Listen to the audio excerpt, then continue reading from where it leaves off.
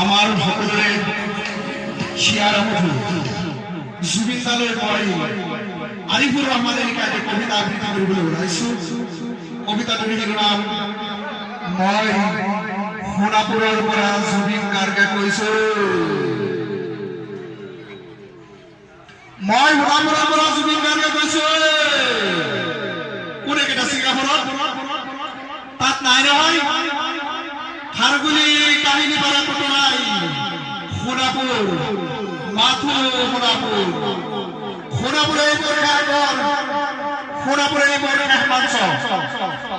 এতিয়াৰ পৰা গান গাওঁ মই মাথো শুনি মেয়া মঞ্চখনৰ পৰা স্পেচিয়েলি উজুলে অহা যোৱা কৰা নাচো পাৰ্টি মনত কৈছো।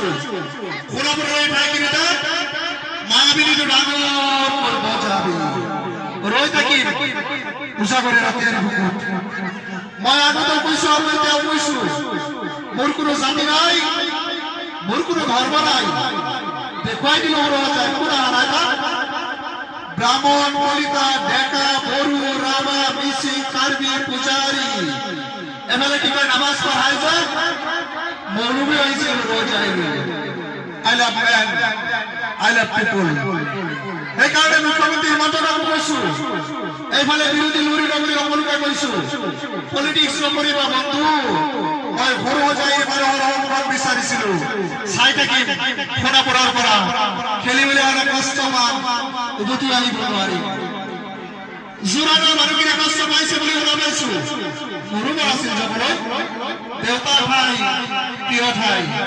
এফালে ফলমৰে মানুহটোৱে কষ্ট পায়। দেউতাৰ গৰিমাই গুৱাহাটীত থকাটোৱে বিচাৰিলে একো নাই।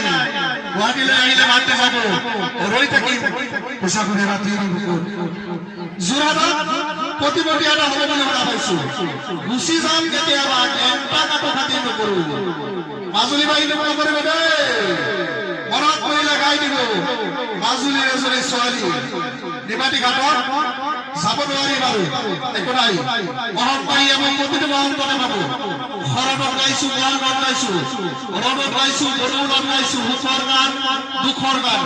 শিৱ মুক্তি মায়া হৰাৰী গানত নতুন গান গাব নোৱাৰিম। বন্ধ দিকে চলাও কৰো। মাজতে আন্দোলন এটা কৰো। ছিংগাপুৰত মহত্তমাই গুৱাহাটীত নৰ্থ ইষ্ট ফেষ্টিভেল আছিল। মই আগতে কৈছো সাগৰ মোৰ প্ৰিয়। মই শিৱৰ চিন্তা দেখিলে আগৰ কৰো।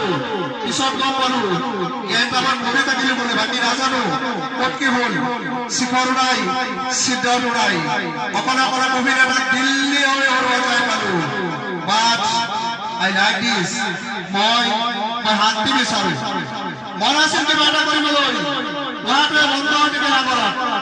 পিছে মোৰ দুখৰ মানুহজনী চিনি পাই নহয় আপোনালোকে। ইয়েছ, গৰিমাৰ কথাই কৈছো। মই নাথাকিলেও তাইৰ আৰু দেউতাৰ খবৰ ল'ব আপোনালোকে। মই নাথাকিলেও বিহু হ'ব লাগিব। চিধা কথা আকৌ কৈছো, এতিয়াৰে পৰা সোণাপুৰতে থাকিম। মোৰ সমাধি গোচৰী কেতিয়াবা পাৰ হৈ গ'লে গাই যাব সকলোৱে মায়াবিনী ৰাতিৰ বুকুত। ধন্যবাদ। আমি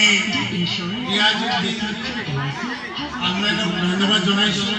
সুদূৰ মায়ানৰ পৰা আহি আমাক এটা সুন্দৰ কবিতা আবৃত্তি কৰালে।